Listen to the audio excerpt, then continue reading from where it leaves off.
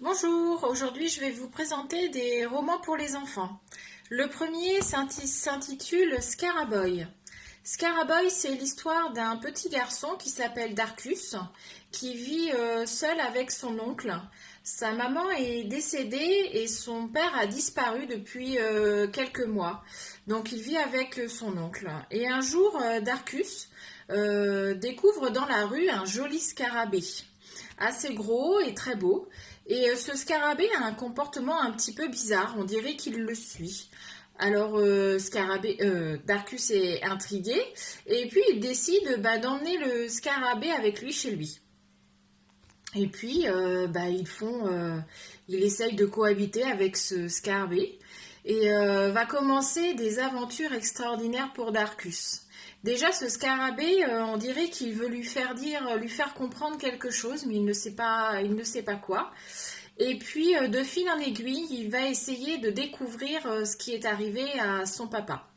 C'est très intéressant, c'est original, ça parle de sujets scientifiques et puis ça parle aussi de la vie des insectes, comment ils sont organisés entre eux.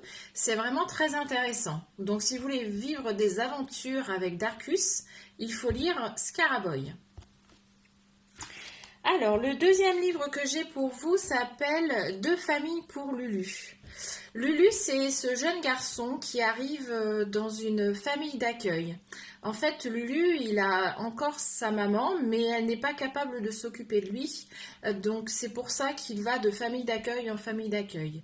Et là, il arrive dans une famille où la maman est très grosse, ça sent le chou, tout est vert, il aime pas le vert, il se dit que c'est pas possible, il va falloir qu'il trouve une solution pour se faire virer de cette famille. Voilà.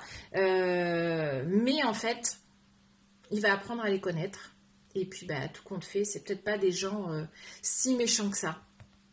Donc c'est un livre intéressant, ça parle donc d'adoption, ça parle de famille d'accueil, ça parle aussi de parents qui ne peuvent pas élever leurs enfants. C'est un sujet donc qui change, c'est très intéressant, c'est très émouvant aussi. Donc moi je vous le conseille, Deux familles pour Lulu. Alors un petit dernier qui s'intitule Vivement jeudi. Alors, Vivement jeudi, c'est de Michael Olivier. Vivement jeudi, c'est l'histoire d'une petite fille qui, nous raconte son parcours du combattant du mercredi.